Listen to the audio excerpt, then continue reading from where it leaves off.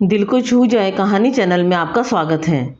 आज की वीडियो में हम जानेंगे कि कलंक चौथ कब है, किन मान्यताओं के कारण भाद्रपद के शुक्ल पक्ष की चतुर्थी को चांद नहीं देखना चाहिए। तो चलिए शुरू करते हैं। भाद्रपद मास की शुक्ल पक्ष की चतुर्थी के दिन चंद्रमा का दर्शन मिथ्या कलंक देने वाला होता है, इसलिए इसे कलंक चतुर्थी भी कहते हैं। पौराणिक मान्यताओं के अनुसार जब भगवान गणेश माता पार्वती के आदेश पर घर के मुख्य द्वार पर खड़े होकर पहरा दे रहे थे, तभी भगवान शिव वहां आए और अंदर जाने लगे, तो गणेश जी ने उनको रोक दिया। बार बार समझाने पर भी वे शिव जी को अंदर नहीं जाने दे रहे थे। तब गुस्से में महादेव ने उनका सिर काट दिया। तब तक पार्वती जी वहां आ गई। उन्होंने शिव जी से कहा कि ये आपने क्या अनर्थ कर दिया, ये पुत्र गणेश हैं, आप उनको फिर से जीवित करें। माता पार्वती के कहने पर भगवान शिव ने गणेश जी को गजानन मुख प्रदान कर जीवन दिया। गजमुख के साथ दोबारा जीवन पाने पर सभी देवी देवता गणपति को आशीर्वाद दे रहे थे, लेकिन वहां मौजूद चंद्रदेव गणपति को देखकर मुस्कुरा रहे थे। गणेश जी समझ गए कि चंद्रदेव उनके स्वरूप को देखकर घमंड में ऐसा कर रहे हैं। चंद्रदेव को अपनी सुंदरता पर अभिमान था। वे गणपति जी का उपहास कर रहे थे। तब गणेश जी ने नाराज होकर चंद्रदेव को श्राप दिया कि तुम हमेशा के लिए काले हो जाओगे। श्राप के प्रभाव से चंद्रदेव की सुंदरता खत्म हो गई और वे काले हो गए। इसके बाद चंद्रदेव को अपनी गलती का एहसास हुआ और उन्होंने गणेश जी से क्षमा मांगी। जब गणपति ने कहा कि आप एक मास में सिर्फ एक बार अपनी पूर्ण कलाओं से युक्त हो सकते हो, इस वजह से ही पूर्णिमा के दिन चंद्रमा अपने समस्त कलाओं से युक्त होते हैं। इसके साथ ही जो भी व्यक्ति मेरी पूजा के दौरान तुम्हारे दर्शन करेगा, उसे झूठे कलंक का सामना करना पड़ेगा। इसी कारण माना जाता है कि गणेश चतुर्थी के दिन चंद्रमा के दर्शन नहीं करने चाहिए।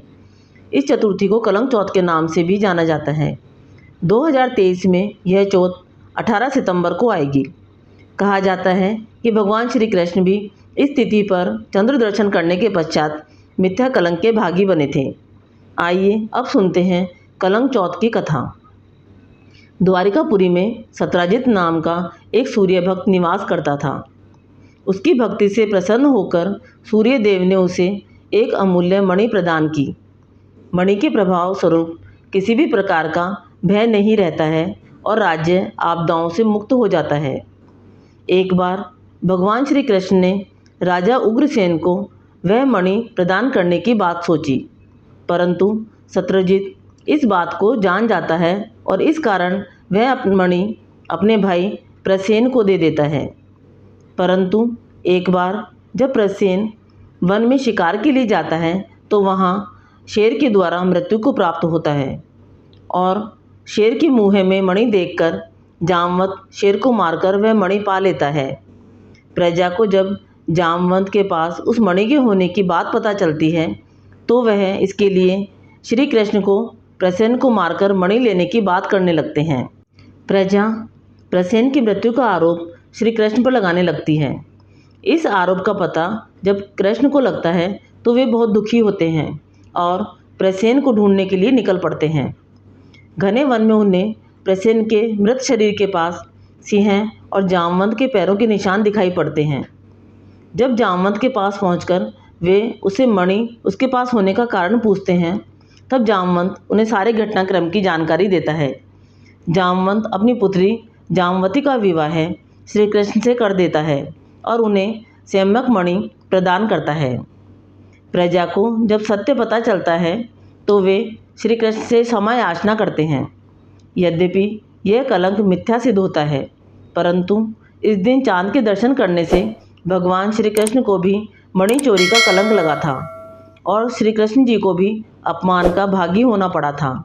इसलिए ऐसा कहा जाता है कि यदि कोई व्यक्ति गलती से भाद्रपद माह की शुक्ल पक्ष की चतुर्थी के दिन चंद्रमा के दर्शन कर ले, तो इस कहानी को सुनने से उसका दोष समाप्त हो जाता है।